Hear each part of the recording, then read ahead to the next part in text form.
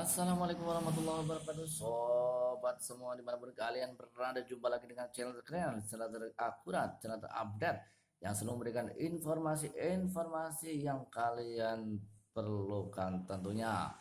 Baik, sobat semua dimanapun kalian berada, semoga kalian sehat selalu, dimurahkan rezekinya, dan selalu jangan lupa berkontribusi untuk bangsa dan negara ini. Jangan lupa sholat 5 waktu, karena sholat 5 waktu adalah bekal hidup dan akhiratmu. Dan juga bagaimana, jangan lupa bahagian seorang tuamu, karena mereka adalah tiket menuju surgamu. Betul apa betul? Betul dong. Kalau kalian bahagian orang tuamu, maka kalian tentunya akan bahagia juga. Karena sekali lagi, ridho orang tua adalah ridho Tuhan. Begitu. Baik, sobat semua dimanapun kalian berada, dari pantauan udara kami dari merdeka.com, hot issue headline yang dipilih adalah Anies pilih AHY jadi cawapres. Betulkah? Apakah ini bukan hoax? Mari kita telusuri bersama-sama.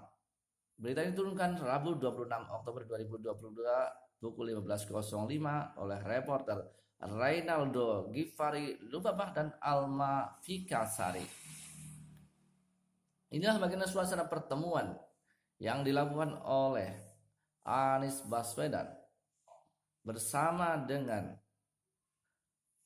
Agus Harimurti Yudhoyono atau AHY yang merupakan sosok ketum dari Partai Demokrat dan juga putra Presiden Republik Indonesia 2 periode, yaitu Bapak Susilo Bambang Yudhoyono. Keduanya nampak akrab, berpelukan dan bercengkrama. Mudah-mudahan inilah sosok pimpinan Indonesia, Presiden dan calon wakil presiden Indonesia yang muda, yang bermartabat dan amanah. Baik saudara, dari merdeka.com dilaporkan suasana santai di Palut Keceriaan tampak dalam pertemuan koalisi perubahan. Koalisi Partai Nasdem, Demokrat dan PKS telah membuat nama koalisi, yaitu koalisi perubahan. Koalisi yang merupakan antitesis daripada pemerintahan Jokowi.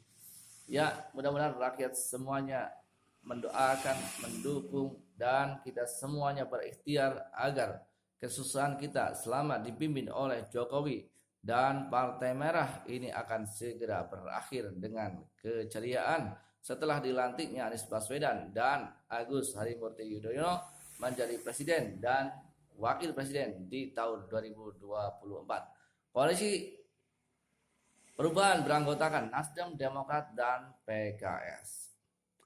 Di pinggir kolam renang dengan jendela besar terbuka, koalisi pendukung Capres Anies Baswedan membahas berbagai hal.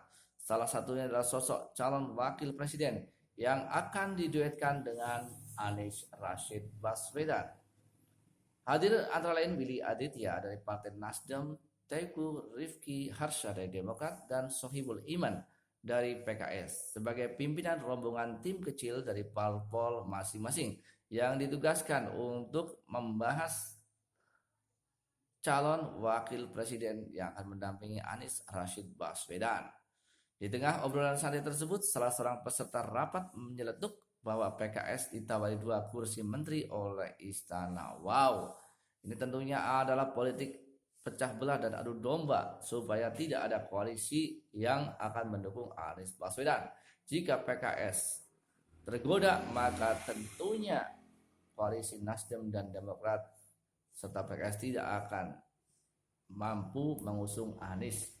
Kalau PKS nggak masuk koalisi, tentunya suara untuk mendukung Anies tidak akan mampu. Tetapi kita beruntung karena ternyata PKS ini militan, ditawari menteri 2 kursi menteri tidak mau.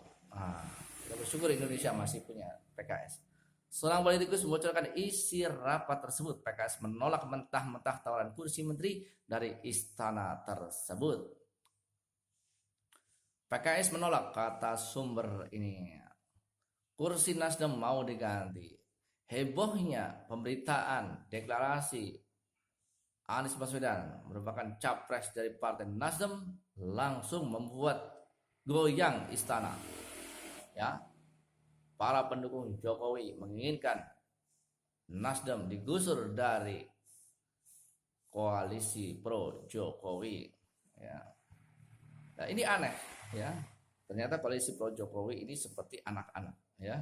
Rebutan kue. Ini ada kawannya yang dianggap sebagai sama koalisi ya, mencapreskan Anies, ini kesempatan untuk diambil kursinya. Wow, luar biasa. Begitulah politik.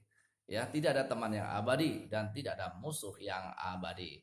Ya, adanya adalah rebutan-rebutan dan ini tidak baik. Dan ini ketika eranya Anies Baswedan, maka politik yang busuk, politik yang kotor ini akan diganti dengan politik yang sejuk, mendamaikan dan menyatukan seluruh elemen komponen bangsa akan dilibatkan dalam aksi-aksi kolaboratif membangun Indonesia. Melihat adanya godaan tersebut, karena itu dalam pertemuan yang juga hadir, Sudirman Said bersepakat koalisi perubahan perlu diperkuat parlemen. Artinya di parlemen, di forum-forum DPR dan MPR, bahwa koalisi Nasdem, PKS, dan Demokrat harus semakin solid. Kata sumber ini, tidak bisa cawapres Anies Baswedan dari luar non-parpol bisa memicu resisten partai politik sehingga muncul dua calon, yakni Ahmad Heriawan dari PKS dan Agus Harimurti Yudhoyono dari Demokrat sebagai calon wakil presiden pasangan Anies Baswedan. Muzamil tak menjawab pesan singkat yang dikirim merdeka.com saat dikonfirmasi tentang tawaran 2 kursi menteri dari istana. Wow.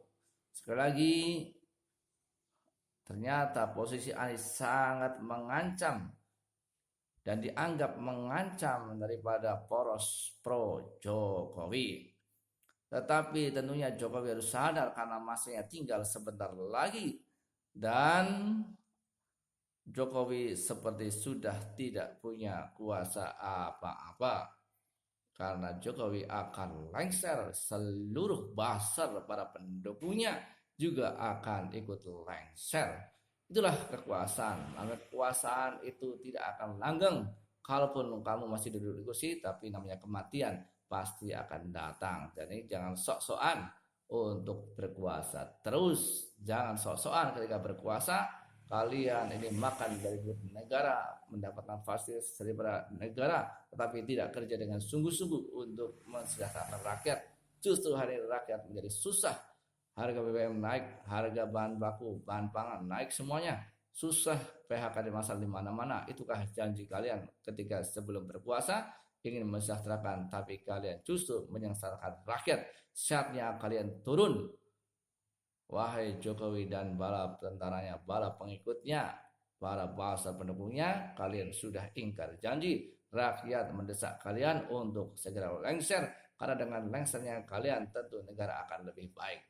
Negara ini sudah sangat gaduh dengan adanya buzzer yang selalu membuat kegaduhan dan memecah belah bangsa ini.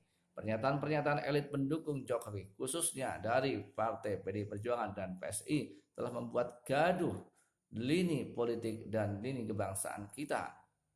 Nada-nada yang dicetuskan oleh mereka itu adalah nada-nada perpecahan yang selalu memecah belah bangsa ini. Ketum Nasdem Surabaya Paloh menjawab diplomatis saat ditanya PKS dapat tawaran kursi menteri. Kabarnya kursi tersebut jatah dari Nasdem. Demikian saudara, bagaimana kita telah melihat dan Surya Paloh pun menyerahkan kepada Jokowi. Menurut Surya Paloh, reshuffle kabinet adalah hak prerogatif dari Presiden Jokowi.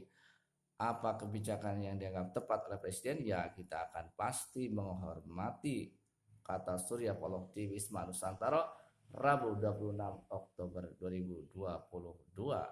Juru bicara PKS Muhammad Khalid mengakui mendengar kabar ada perwakilan PKS ke istana bertemu dengan Presiden Jokowi. Namun Khalid mengatakan membuka komunikasi dengan pemerintah sebagai partai oposisi merupakan hal yang biasa. Kalau kami dengar memang ada komunikasi, ujar Khalid dalam diskusi yang digelar lembaga survei Kedai Kopi di Jakarta Minggu 23 Oktober 2022. Khalid mengatakan tawaran dari Jokowi agar PKS bergabung dengan kabinet merupakan hal yang biasa. Sejak periode pertama Jokowi, PKS telah ditawari kursi kabinet. Coba bayangkan kalau PKS juga bergabung dengan pemerintahan Jokowi. Lalu siapa yang menjadi kekuatan oposisi? Imbu Khalid. Inilah PKS. Bagi Anda yang belum tahu PKS, bahwa PKS tidak melulu soal kekuasaan. PKS adalah bagaimana membuat Indonesia sejahtera dan berkeadilan. Terima kasih dukung terus channel ini. Assalamualaikum warahmatullahi wabarakatuh. Subscribe.